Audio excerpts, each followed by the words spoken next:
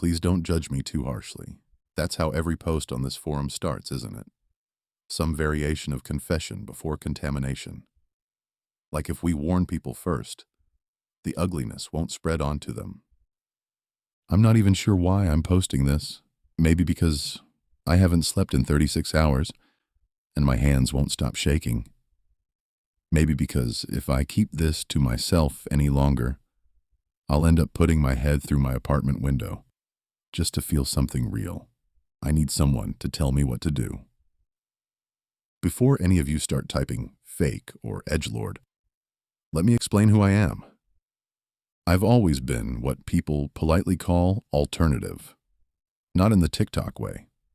Not in the I bought one black hoodie from Hot Topic way. I mean genuinely outside the norm. I grew up on goth music, punk shows in basements that smelled like mildew and beer, and grunge bands my parents hated because every song sounded depressing. I wear black almost exclusively. My apartment walls are dark green and charcoal gray. I collect vintage horror posters. I have shelves full of VHS tapes even though I don't own a VCR anymore. Horror is my comfort place. That probably sounds insane to some people, but horror movies calm me down the way sitcoms calm other people down. I love practical effects, old slashers, psychological horror, possession films, found footage garbage, all of it. There's something honest about horror. It admits the world is cruel. And true crime? Yeah, I'm into that too. Again, before anyone gets weird about it, interest does not equal desire. I'm not a killer. I'm not violent. I'm not secretly fantasizing about murdering people. I just became fascinated with why humans do terrible things. I probably own over 100 books on serial killers, disappearances, cults, crime scene investigations, forensic pathology. I could tell you details about cases most people have never heard of. My ex used to joke that my apartment felt like if a serial killer opened a bookstore. Funny now, I guess. Anyway, that fascination eventually led me to the dark web. And before you judge that too, no, I wasn't buying drugs or guns or hiring hitmen like some Netflix documentary stereotype. I was curious. The surface internet sanitizes everything. Articles blur photos. Videos get removed. Stories become clickbait summaries written by people farming at revenue. But the dark web, it pulls no punches.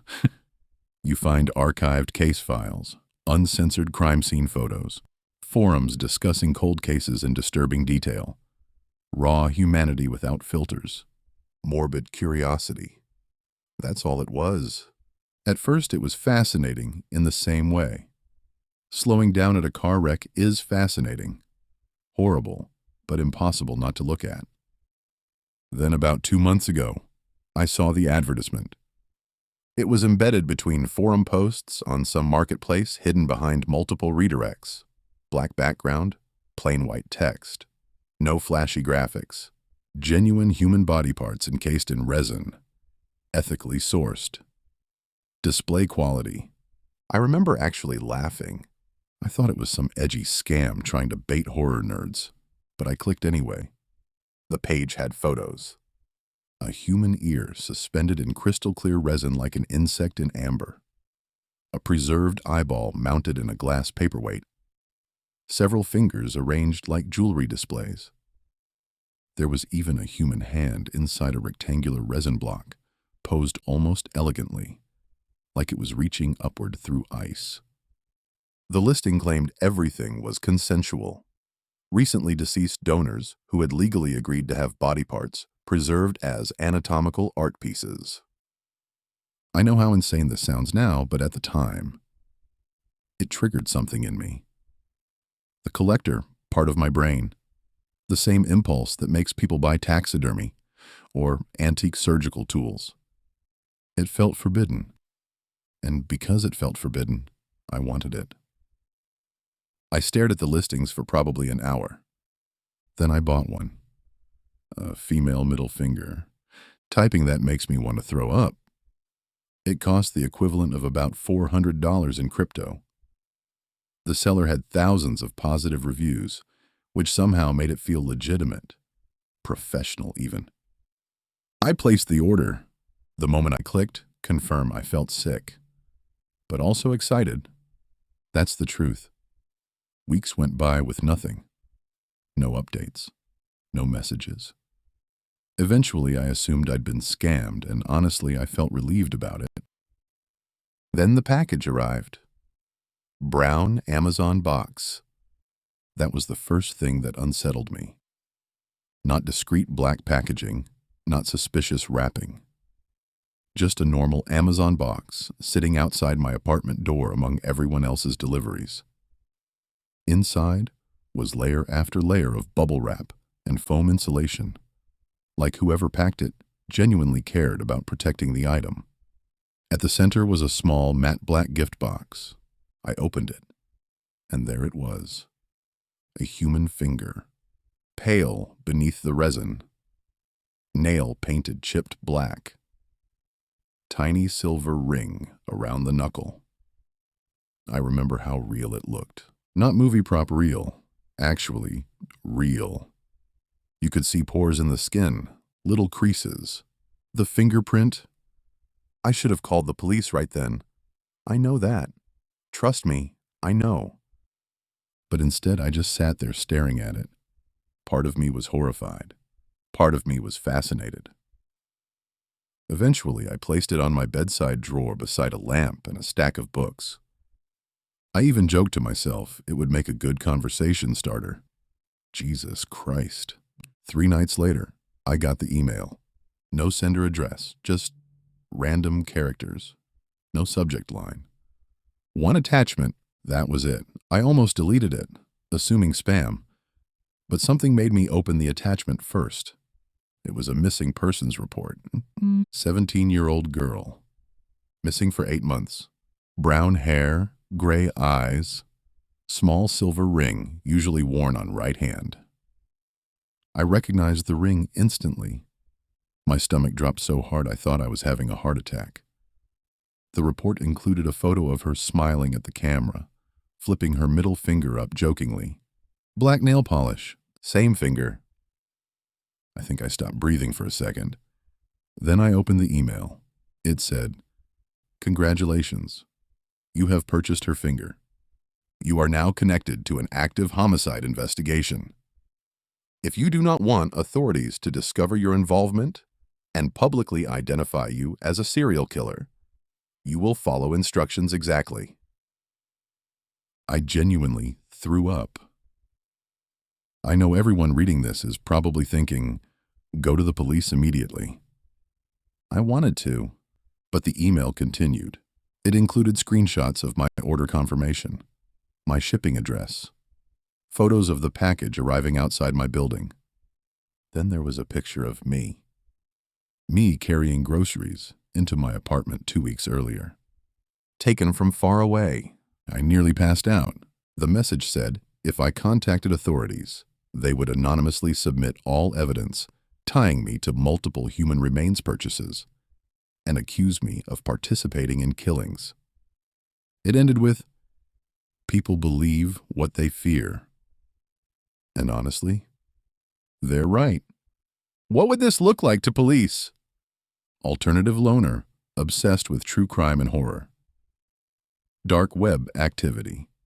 Human body part in apartment. Crypto transactions. Missing girl's remains. I sound guilty even to myself. At first, they only wanted money.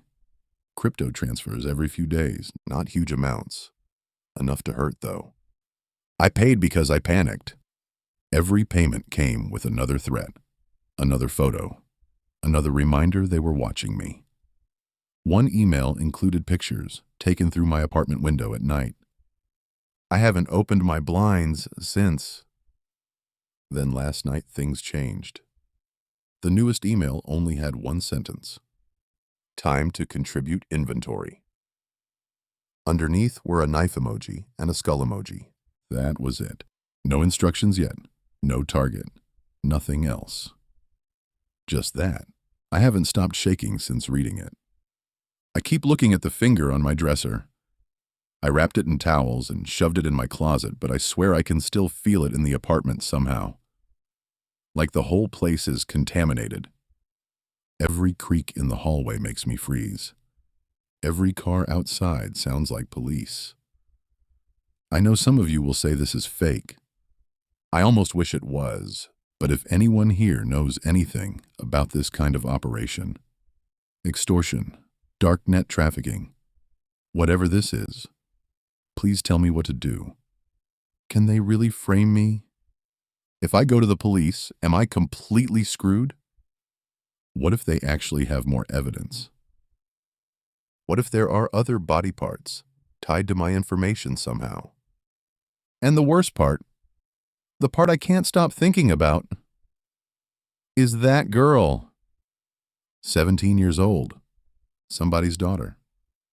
Reduced to a collectible sitting beside my bed while I admired it, like some edgy decoration. I keep seeing her smiling in that missing persons photo. I bought part of a murdered child because I thought it was interesting. So judge me if you want. I already hate myself enough for everyone.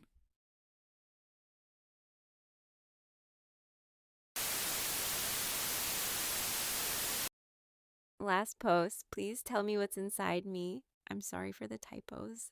My hands keep locking up. This might be my last post. Not dramatic, not bait. I mean, I don't know if I'll still be able to move my fingers soon. Writing through the pain is getting unbearable, but I need someone to know what happened before whatever is inside me finishes deciding what shape I'm supposed to be. I used to be beautiful. That sounds disgusting to type, like I'm still that girl fishing. I'm not. I'm saying it because it was true once. At 19, I had over 1 million followers across Instagram and Twitter, blue tick brand trips, white hotel sheets, tiny bikinis. People commented things like unreal and goddess and body goals under photos where I was just standing beside a smoothie bowl pretending not to notice the camera. By 25, my body started changing. Nothing huge, just softness that stayed, weight that didn't vanish after 2 clean eating days and a long walk. At first, the comments were small, almost polite. She looks different. Then cruel. Ozempic is calling. Remember when she was hot? By 28, I was under 700,000 followers. I know how obscene that sounds. I know, still more than most people dream of. But when you've watched a number rise every morning for years, watching it fall feels like being erased in public. I tried everything: supplements with black and gold labels, yoga that made me cry into the mat, green powders, detoxes, actual Ozempic, briefly, which made me sick but not thin enough, not fast enough. Then I found an old thread about models using tapeworms. I wish I had closed the laptop. I ordered live tapeworm eggs from a dark web seller with a cartoon apple as their profile picture. The packet came inside a birthday card. No return address, just a tiny glass vial and printed instructions. Ingest at least 5 eggs to ensure hatching. I took 7. The first week, the cramps started. Deep twisting pains, like someone wringing out my intestines with both hands. But the scale dropped. Not a little, a lot. My cheekbones came back. My collarbones sharpened. My stomach flattened, even while it cramped. So I fought through it. Week 2, I started coughing blood. Not much at first. Pink threads in the sink. Then clots. I was so tired I fell asleep sitting upright on the bathroom floor. My skin went gray under my foundation. My followers started commenting again. OMG, she's back. Drop the routine. You look insane. I almost posted a selfie. That's the part I can't forgive. Now it's week 3. I'm in bed. I can't stand. My legs are sticks with bruises blooming up them for no reason. My lips are split. My gums bleed when I breathe too hard. I can feel movement in my stomach and bowels. Not gas, not cramps. Movement. Like snakes turning over each other. Sometimes my abdomen rises in one place, a slow mound pushing against the skin, then sinks before I can scream. There's something under my ribs now, too. It knocks. That's the only word. knocks softly from the inside. Tapeworms don't do that, do they? An hour ago, I vomited into a mixing bowl because I couldn't make it to the toilet. There was blood, bile, and something white. I thought it was a worm, but it had little black points along one side, like closed eyes. Then it opened one. I dropped the bowl. It broke. Whatever it was slid under my wardrobe. I can hear it there now, scratching. The worst part is my phone. My front camera keeps turning on by itself. The screen lights up, and there I am. This skull-faced thing with huge eyes and skin stretched shiny over bone. But the filter icon is active. Beauty mode, smooth skin, bigger lips, warmer tone. And behind my reflection, the blanket moves. There's a shape under it beside my hip. Long, patient. I think the seller lied. I think those weren't tapeworm eggs. I think something found out what I would trade to be looked at again. Please, if anyone knows what this is, answer quickly. The knocking has moved up to my throat.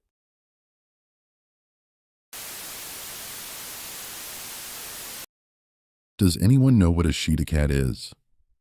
I've always liked being different. Not in the inspirational, be yourself way. More in the petty, obnoxious, slightly unbearable way where if someone got attention for having something cool, I needed something cooler. In school, when Jordan Miller turned up with one of those shiny gel pens that changed color halfway through a sentence, everyone crowded around his desk like he'd invented fire. The next week, I came in with a one-of-a-kind English fountain pen I'd ordered from some tiny stationery shop in York. It had a brass nib, a carved oak barrel, and cost more than my school shoes. Did I write better with it? No. I smudged ink all over my hand and ruined 2 exercise books. But people noticed. That was always the point. The habit followed me into adulthood. Everyone got smartwatches, so I bought a mechanical watch from 1963 that lost 7 minutes a day. Someone at work started brewing fancy coffee, so I got a siphon brewer that looked like laboratory equipment. A friend adopted a rescue greyhound, and suddenly every dinner conversation was about how noble and kind she was.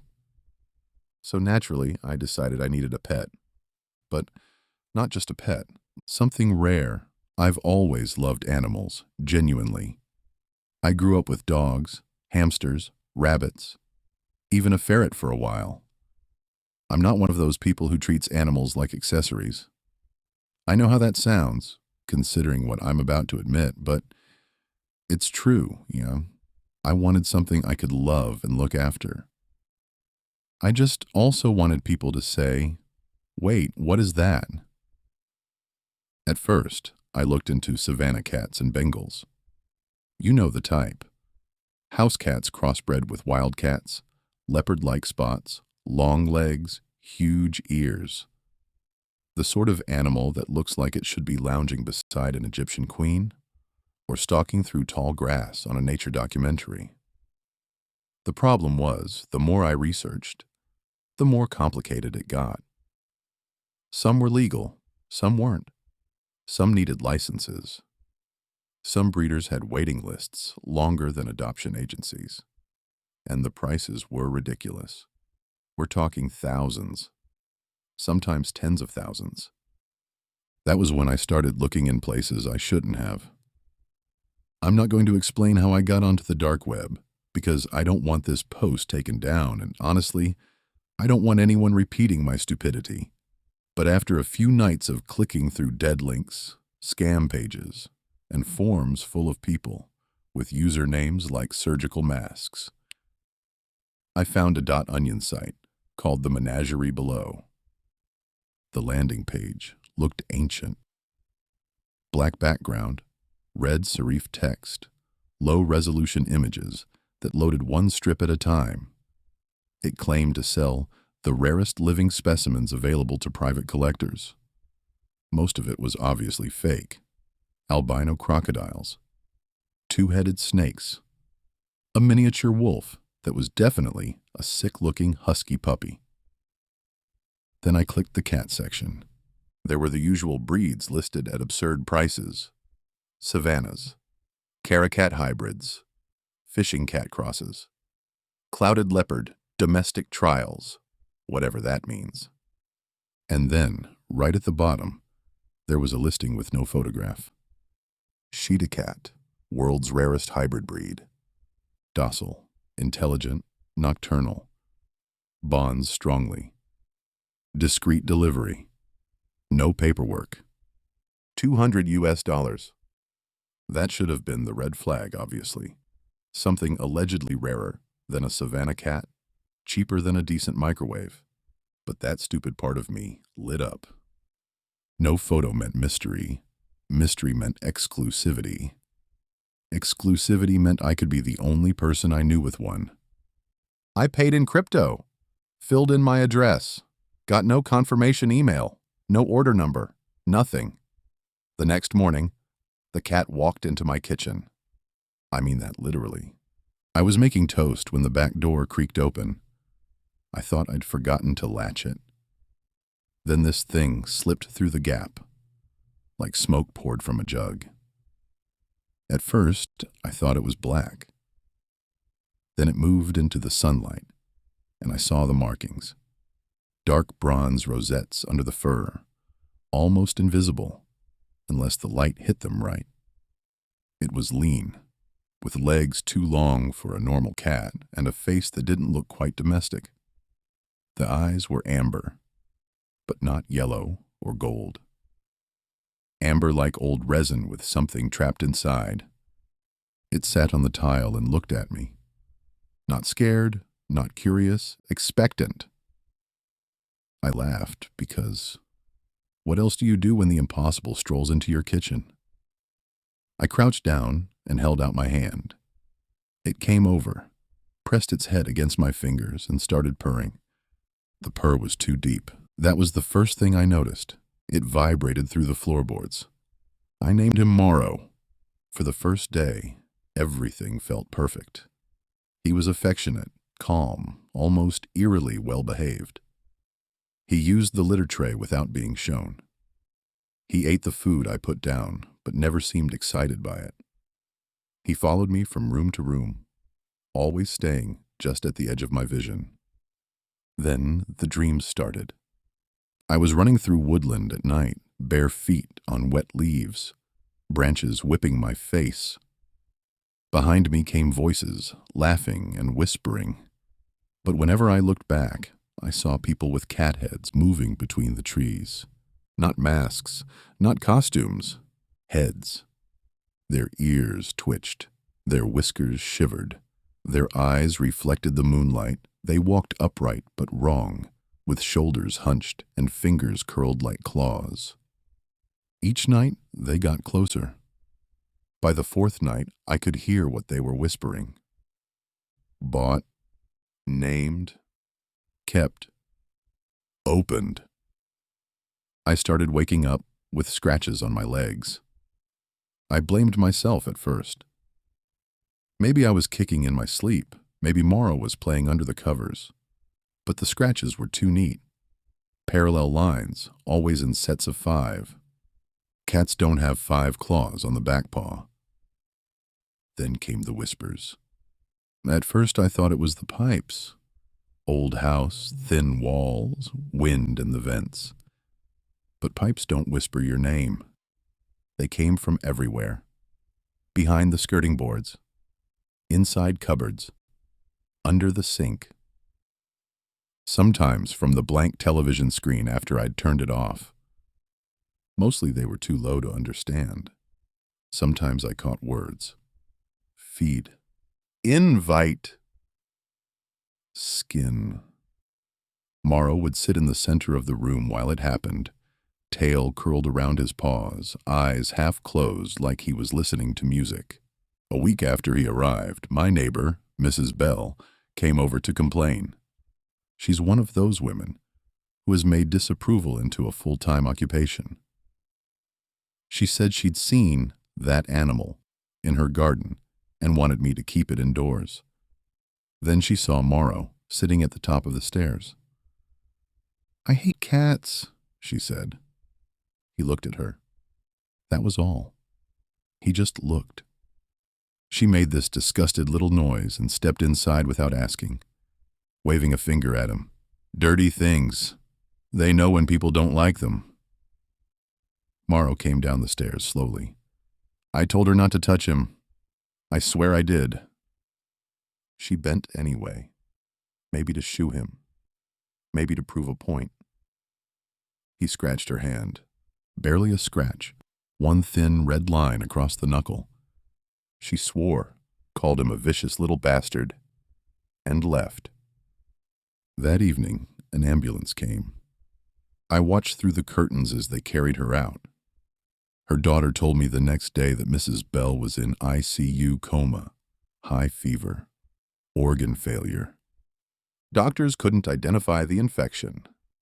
No bacteria, no virus, nothing toxic in her blood. Just a scratch that had turned black around the edges. Morrow spent that night on my chest, purring so hard I could feel my ribs ache. I tried to get rid of him yesterday. I drove him 40 miles away to a service station near the motorway.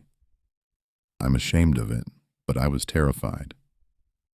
I put him in a carrier, left the door open beside a patch of trees, got back in my car, and drove home shaking. When I opened my front door, he was already in the hallway. Wet leaves stuck to his paws. There was something else, too. A smell like earth after digging. Last night's dream was different. I wasn't running anymore. I was standing in a clearing. The cat-headed people surrounded me, dozens of them, their bodies pale and thin under ragged clothes. In the center of the clearing was Morrow, except he was larger, much larger. He looked at me and opened his mouth. A human voice came out. You asked to be chosen. I woke up crying. This morning I finally Googled Cheetah cat. Nothing. No breeder pages, no rare hybrid forums, no old articles, no pictures, just one result that wasn't even about cats. Apparently Cheetah is Aramaic. It means demon. Morrow is sitting beside my laptop as I type this. He keeps touching the screen with one paw whenever I stop writing, like he wants me to continue. The whispers are louder now. They're saying there are others reading. So I'm asking seriously, does anyone know what a Cheetah cat is? And if a black bronze cat with amber eyes shows up at your door tomorrow, please don't let it in.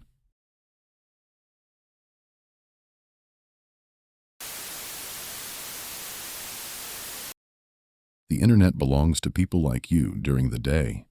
People with profile pictures and family vacations. People who post gym selfies and argue in comment sections and use the same password for everything because it's easier to remember. But at night? At night, the internet belongs to people like me. You call it the dark web because that makes you feel better, makes it sound separate from your world. Like there's this neat dividing line between normal society and the things crawling underneath it. There isn't. The dark web isn't another place. It's the basement beneath your house while you sleep upstairs pretending you're alone. My name doesn't matter. The few real names I've ever had are dead already anyway. Online, I've been dozens of people. Hundreds, maybe. Depends how you count identity. Some people work 9-to-5 jobs for 30 years just to afford a decent watch and a German car. I bought mine before I turned 23 without working a single honest day in my life. That's the thing about modern civilization. All the money is already digital. Numbers floating through invisible systems. Once you understand the systems, you realize money isn't protected by vaults anymore. It's protected by exhausted people in IT departments and middle managers who click phishing emails because they're too busy thinking about lunch. People imagine hackers as hoodie-wearing geniuses, hammering keyboards in dark rooms. Reality's less cinematic. Most days I'm just patient. Patience is everything. I sit in the shadows like a spider, at the center of a web, waiting for vibrations.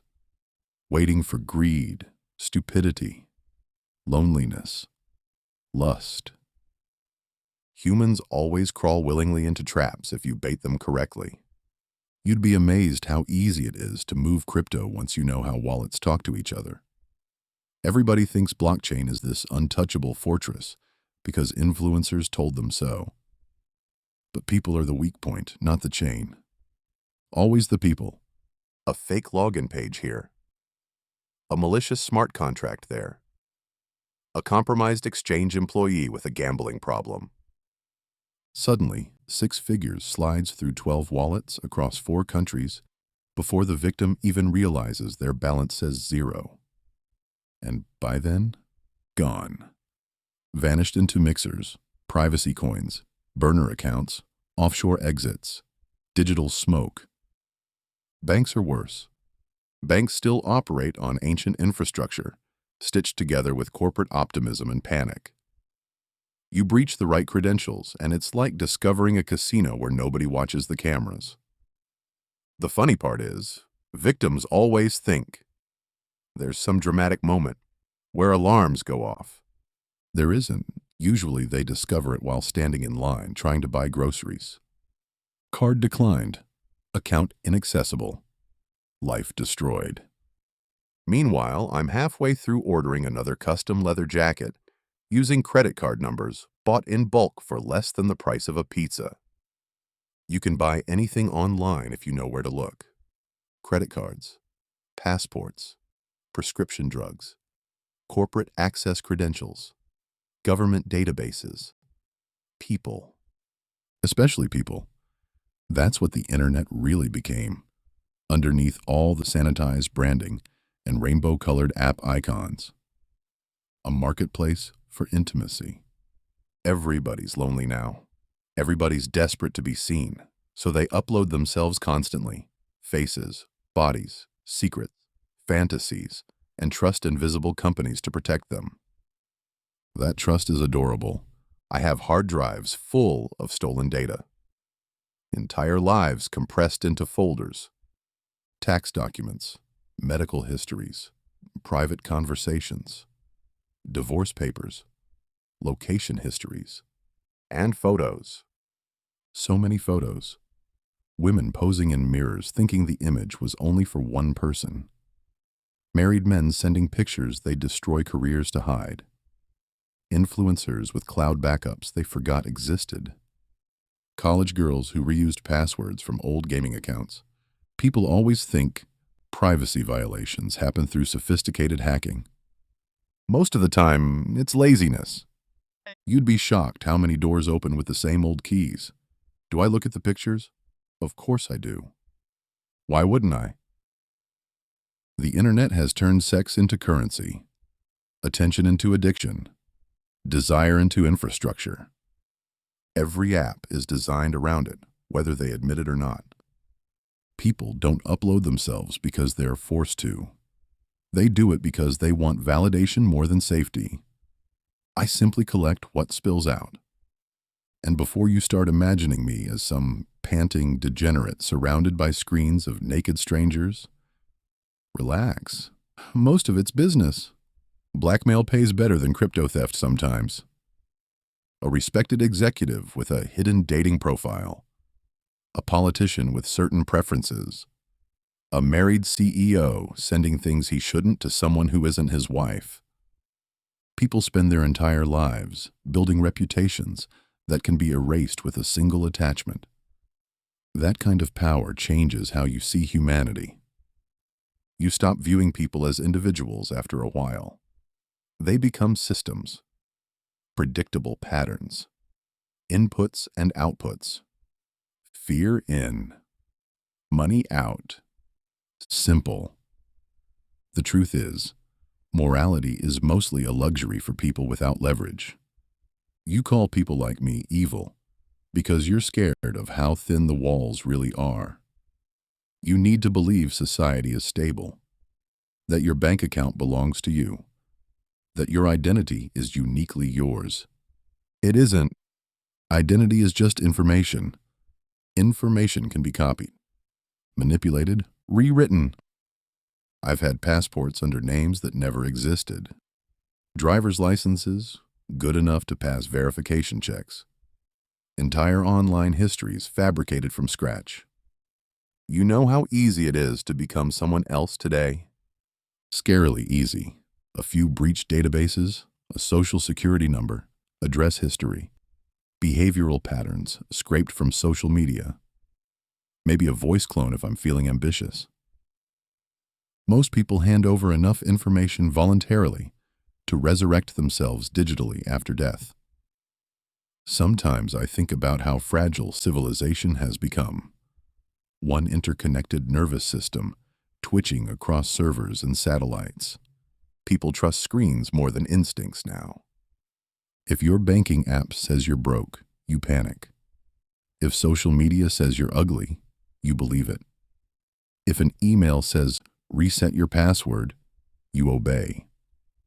Human beings have outsourced reality to machines, and people like me live in the cracks between those machines. Do I feel guilty? No. That's probably the part you wanted to hear about most. The conscience. The hidden shame. There isn't any. You know why? Because every person I've ever drained, manipulated, exposed, or impersonated made the same mistake. They assumed the world was safe. It never was. I just adapted faster than they did. The predators always adapt first. You probably think this lifestyle is glamorous. Neon screens and encrypted chats in secret marketplaces buzzing all night long. Mostly it's quiet. That's what nobody tells you. The dark web is silent. Endless black pages and dead links and anonymous conversations between people who will never trust each other. Everyone hiding behind avatars and encryption layers like medieval plague doctors. Paranoia becomes oxygen after enough years. I don't use webcams. I don't keep microphones connected. I change devices constantly. I route traffic through enough layers that tracing it becomes a bureaucratic nightmare. I haven't had a real friend in years. Can't, really. Trust is dangerous when your entire existence depends on remaining untraceable. Sometimes I sit alone in my apartment at 4 a.m, city lights bleeding through blackout curtains, surrounded by expensive things I didn't earn honestly. And I wonder if this is freedom or just another kind of prison. Then somebody clicks a malicious link somewhere across the world, and another notification appears. Another wallet accessed. Another account breached. Another identity opened like a door. And the feeling passes, because this is what I am. Not a man anymore, really. More like a ghost living inside the architecture of the modern world. You don't need to know my name. Names are temporary. With a few lines of code and enough motivation, I can become almost anyone. A businessman, a student, a dead person, a government employee. Even you. Especially you.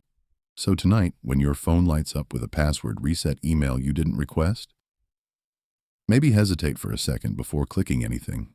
Maybe wonder who's watching.